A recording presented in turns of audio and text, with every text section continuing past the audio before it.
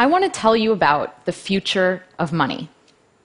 Let's start with a story about this culture that lived in Micronesia in the early 1900s called the Yap.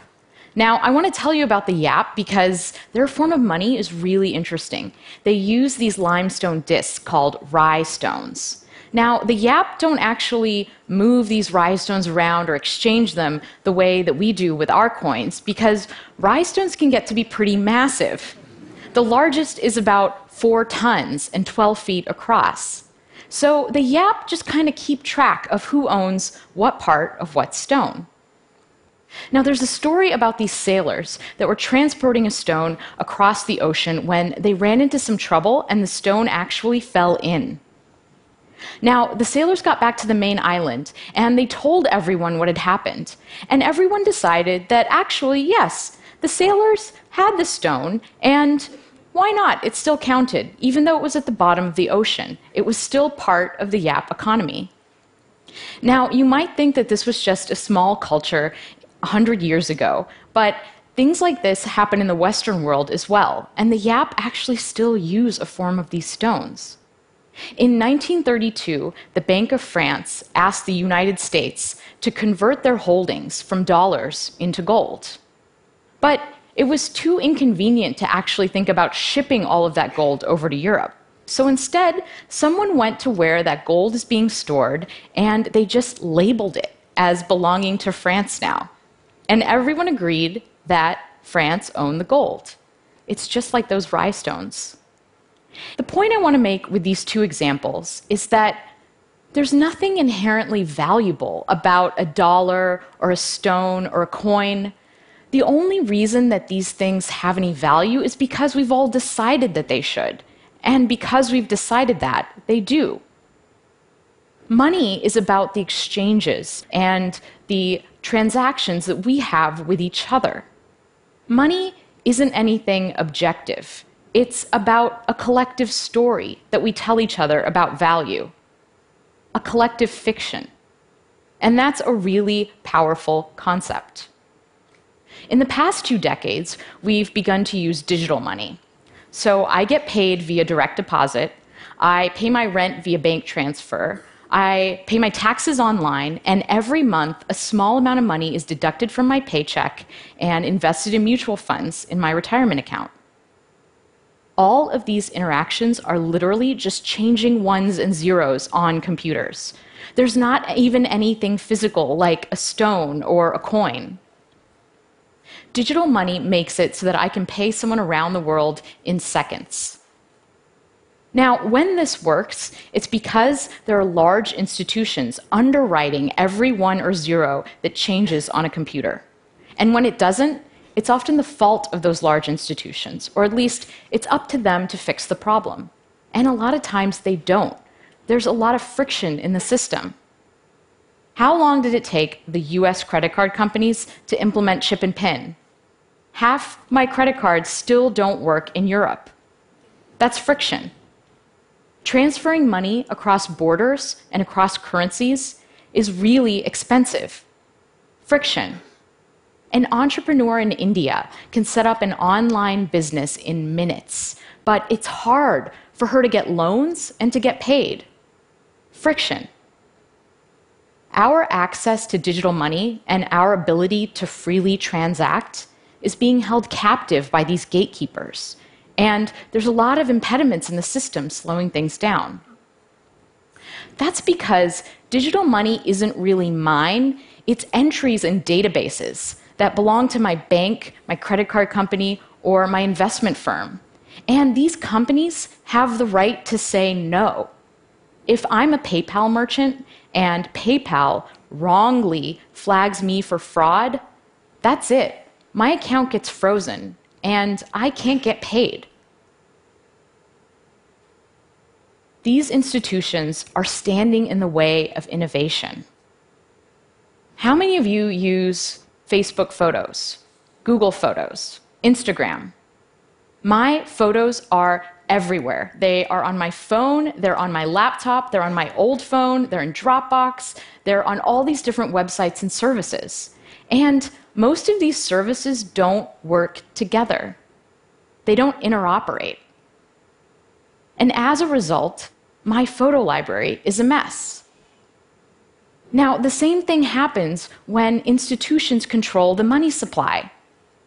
A lot of these services don't interoperate, and as a result, this blocks what we can do with payment, and it makes transaction costs go up. So far, we've been through two phases of money.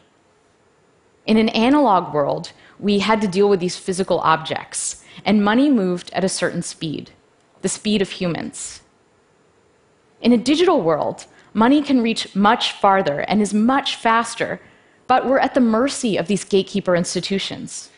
Money only moves at the speed of banks. We're about to enter a new phase of money. The future of money is programmable. When we combine software and currency, money becomes more than just a static unit of value, and we don't have to rely on institutions for security. In a programmable world, we remove humans and institutions from the loop. And when this happens, we won't even feel like we're transacting anymore.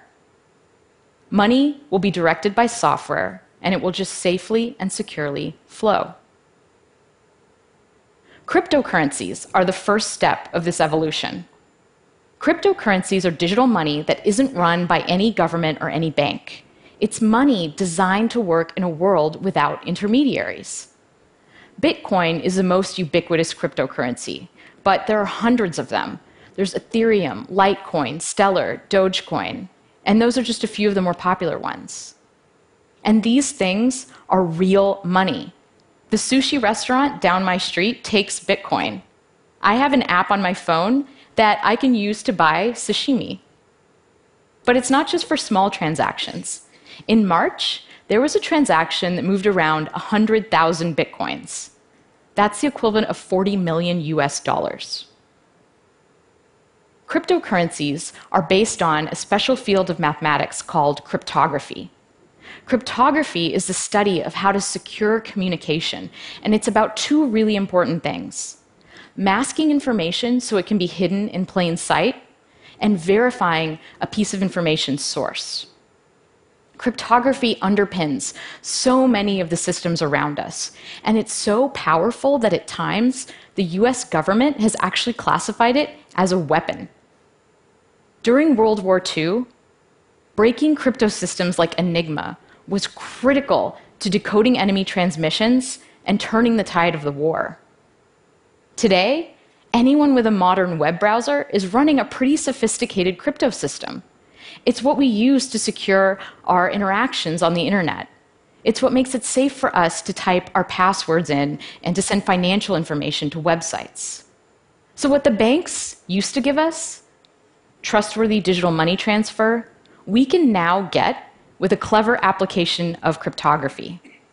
And this means that we don't have to rely on the banks anymore to secure our transactions. We can do it ourselves.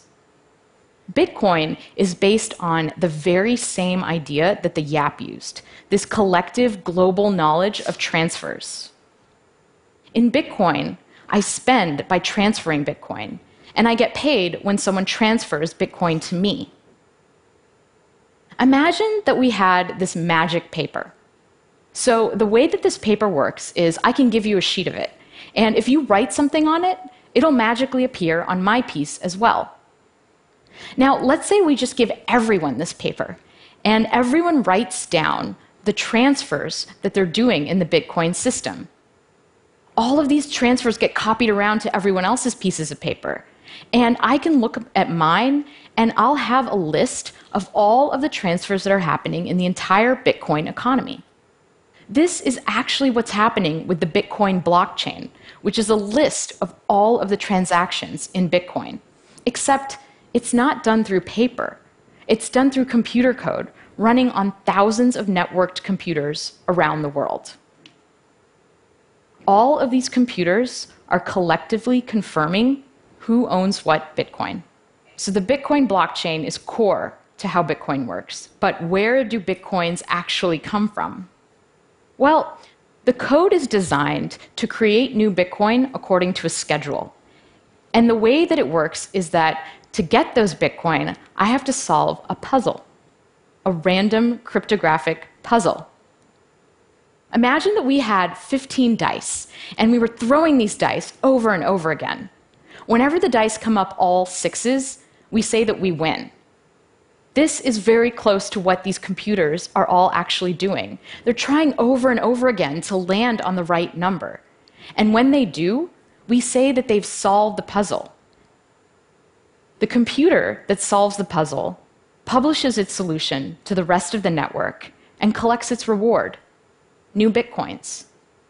And in the act of solving this puzzle, these computers are actually helping to secure the Bitcoin blockchain and add to the list of transactions. Now, there are actually people all over the world running this software, and we call them Bitcoin miners. Anyone can become a Bitcoin miner. You can go download the software right now and run it on your computer and try to collect some Bitcoins. I can't say that I would recommend it because right now, the puzzle is so hard and the network is so powerful that if I tried to mine Bitcoin on my laptop, I probably wouldn't see any for about 2 million years. The miners, professional miners, use this special hardware that's designed to solve the puzzle really fast. Now, the Bitcoin network and all of this special hardware, there are estimates that the amount of energy it uses is equivalent to that of a small country. So the first set of cryptocurrencies are a little bit slow and a little bit cumbersome.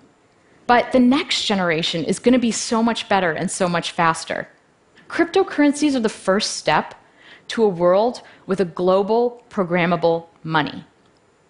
And in a world with programmable money, I can pay anyone else securely without having to sign up or ask permission or do a conversion or worry about my money getting stuck.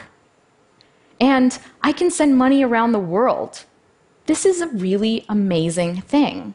It's this idea of permissionless innovation. The internet caused an explosion of innovation because it was built upon an open architecture. And just like the internet changed the way we communicate, programmable money is going to change the way we pay, allocate, and decide on value. So what kind of world does programmable money create? Well, imagine a world where I can rent out my healthcare data to a pharmaceutical company. They can run large-scale data analysis and provide me with a cryptographic proof that shows that they're only using my data in a way that we agreed, and they can pay me for what they find out. Instead of signing up for streaming services and getting a cable bill, what if my television analyzed my watching habits and recommended well-priced content that fit within my budget that I would enjoy? Imagine an internet without ads, because instead of paying with our attention when we view content, we just pay. Interestingly, things like micropayments are actually going to change the way security works in our world. Because once we're better able to allocate value, people will use their money and their energies for more constructive things. If it cost a fraction of a cent to send an email, would we still have spam? We're not at this world yet, but it's coming. Right now, it's like we're in a world that is seeing the first automobile. The first cryptocurrency, like the first car, is slow and hard to understand and hard to use. Digital money, like the horse and carriage, works pretty well, and the whole world economy is built on it. If you were the first person on your block to get a car with an internal combustion engine, your neighbors would probably think you were crazy. Why would you want this large, clunky machine that breaks down all the time, that lights on fire, and is still slower than a horse? But we all know how that story turns out. We're entering a new era of programmable money, and it's very exciting, but it's also a little bit scary. Cryptocurrencies can be used for legal transactions, just like cash is used for crime in the world today. When all of our transactions are online, what does that mean for surveillance? Who can see what we do? Who's advantaged in this new world and who isn't? Will I have to start to pay for things that I didn't have to pay for before? Will we all become slaves to algorithms and utility functions? all new technology comes with trade-offs. The internet brought us a lot of ways to waste time, but it also greatly increased productivity. Mobile phones are annoying because they make me feel like I have to stay connected to work all the time, but they also help me stay connected to friends and family. The new sharing economy is going to eliminate some jobs, but it's also going to create new flexible forms of employment. With programmable money, we decouple the need for large, trusted institutions from the architecture of the network. And this pushes innovation in money out to the edges where it belongs. Programmable money democratizes money. And because of this, things are going to change and unfold in ways that we can't even predict. Thank you.